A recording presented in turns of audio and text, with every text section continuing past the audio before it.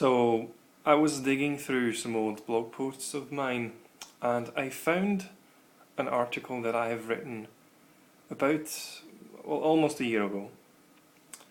And I thought I'd read that article to you because I think it brings out something rather relevant, especially with, for many of you, NaNoWriMo coming up.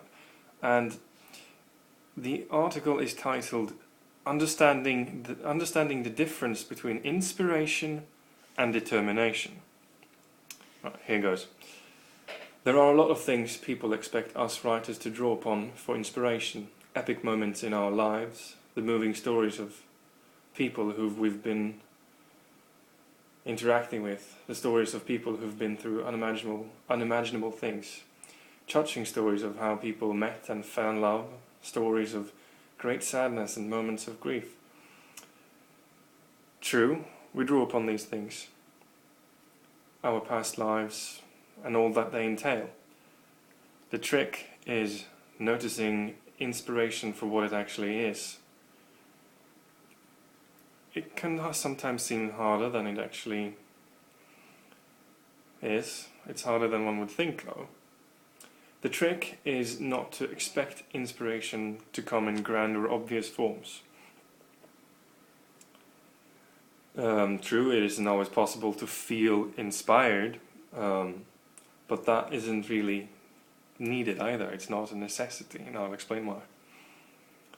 Use everything you feel, even the mundane, and even the boring stuff, because you are never alone in feeling the way you do.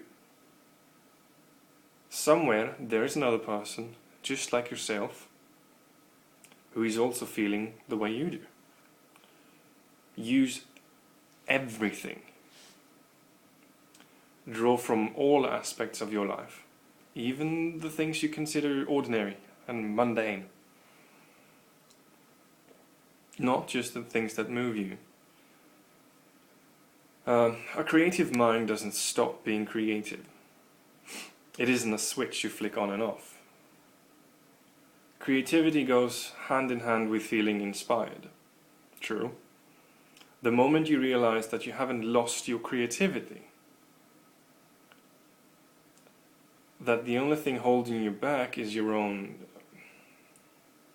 illusions, your boredom, you'll find that overcoming, for example, a writer's block isn't much of a challenge at all. What we often find ourselves lacking is determination, persistence, and perhaps most of all, discipline. Not the kind of words I personally would like to hear whenever I'm struggling, admittedly. Right, back to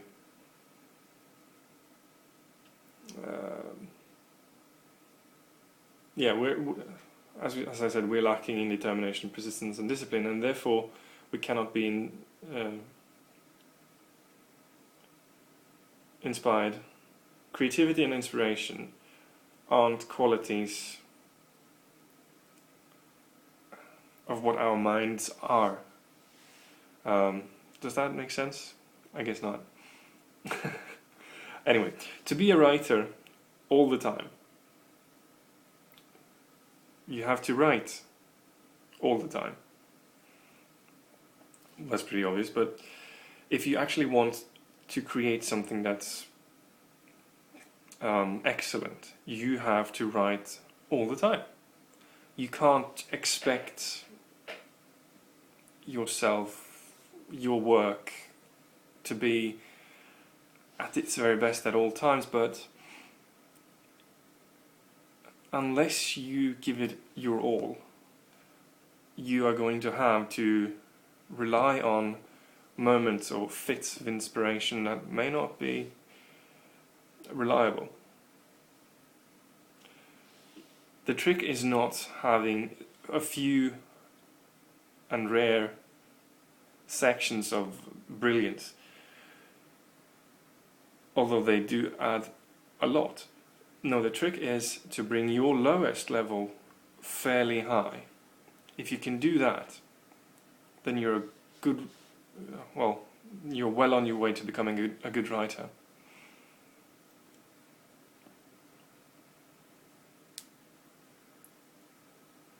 can't really say that you want to be right and then only do it occasionally, because that translates into a hobby. Then you're not a writer. Writing is your hobby. Do you understand the difference? If you want to be successful, you need to want it as bad as you want to breathe. Harsh, perhaps, a bit overdramatic, maybe, but true.